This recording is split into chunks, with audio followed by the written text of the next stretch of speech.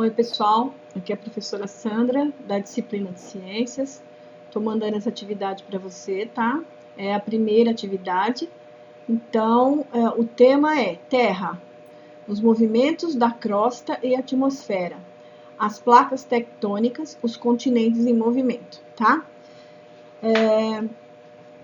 Então, eu vou ler o texto para vocês poderem acompanhar, tá?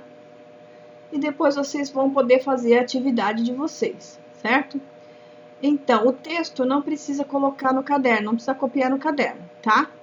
Mas eu quero que vocês coloquem no caderno o cabeçalho, certo? Com a data e o nome de vocês, o primeiro e o último nome.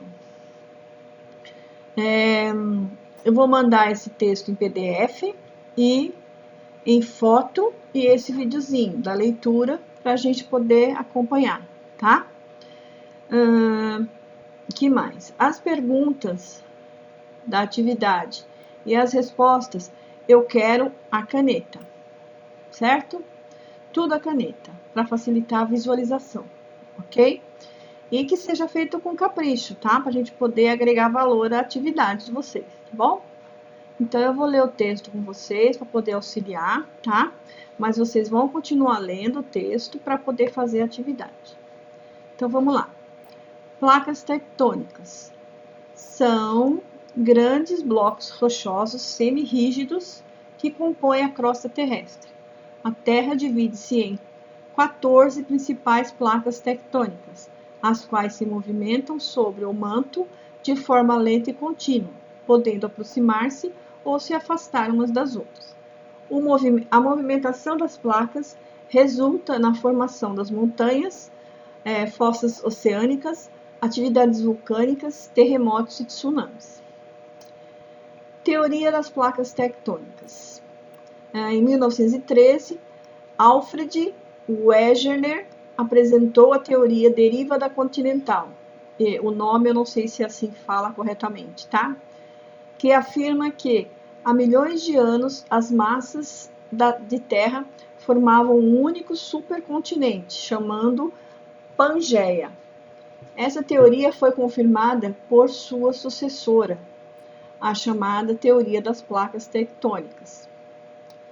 A teoria das placas tectônicas parte do pressuposto de que a crosta terrestre está dividida em grandes blocos semirrígidos, ou seja, em placas que abrangem os continentes e o fundo do oceano.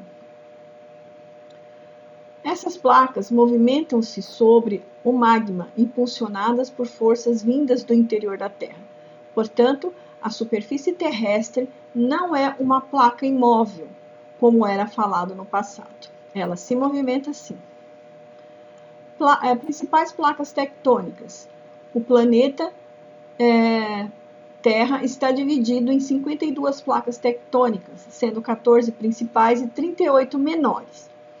Como exemplo de placas principais, podemos citar a placa sul-americana, a placa do Pacífico e a placa australiana.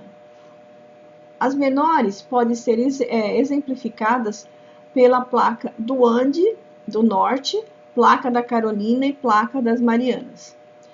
Aqui mostra a seguir as características das principais placas tectônicas que formam o nosso planeta, né? A localização, o nome, né, onde ela está, placa tectônica da placa sul-americana, ela está localizada, estende-se até a dorsa da Mesoatlântica, né? A sua fronteira leste faz limite divergente com a placa africana, ao sul faz limite com a placa antártica e com a placa Escócia. A oeste faz limite convergente com a placa de Naxa. E ao norte limita-se com a placa caribenha. Aqui tem a placa de Naxa, né? Vocês vão ler a localização dela. Placa do Pacífico também, a localização. Placa euroasiática também, vocês leem, certo? Tipos de placas. Oceânicas, encontram-se nos assoalhos oceânicos. Continentais, situam-se sobre os continentes. Oceânicas e continentais, situam-se sobre os continentes e nos assoalhos oceânicos. Por que as placas tectônicas movimentam-se? Os movimentos realizados pelas placas tectônicas ocorrem em virtude das altas temperaturas existentes no interior da Terra.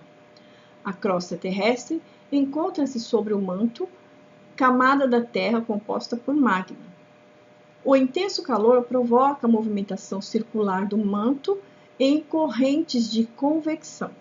Esse movimento convectivo transfere calor do núcleo, camada mais interna da Terra, para as camadas mais externas, provocando a movimentação das placas, levando à junção ou separação dos continentes. Movimentos das placas tectônicas. Os movimentos das placas é lenta, contínua e ocorre no limite entre elas. Esse deslocamento leva bastante tempo e é responsável por diversas transformações e fenômenos que ocorrem na crosta terrestre, como a formação das montanhas e vulcões, terremotos e aglutinações ou separação dos continentes. Os movimentos das placas tectônicas podem ser laterais, de afastamento e de colisão. Limite das placas tectônicas.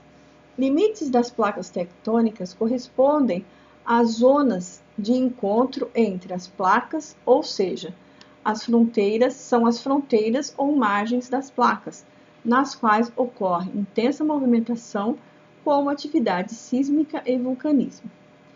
Limite divergente. No movimento divergente, as placas afastam-se umas das outras, formando fendas e rachaduras na crosta terrestre. Assim, quando ocorre o movimento das correntes convectivas ascendentes, o magma do interior da Terra atravessa as fendas, sendo levado para a superfície. O magma, então, resfria-se e é acrescentado às bordas das placas, que aumentam de tamanho. A separação das placas oceânicas dá origem às dorsais meso-oceânicas, cadeia de montanhas submersas no oceano, que provocam expansão no fundo oceânico, originando terremotos e vulcões.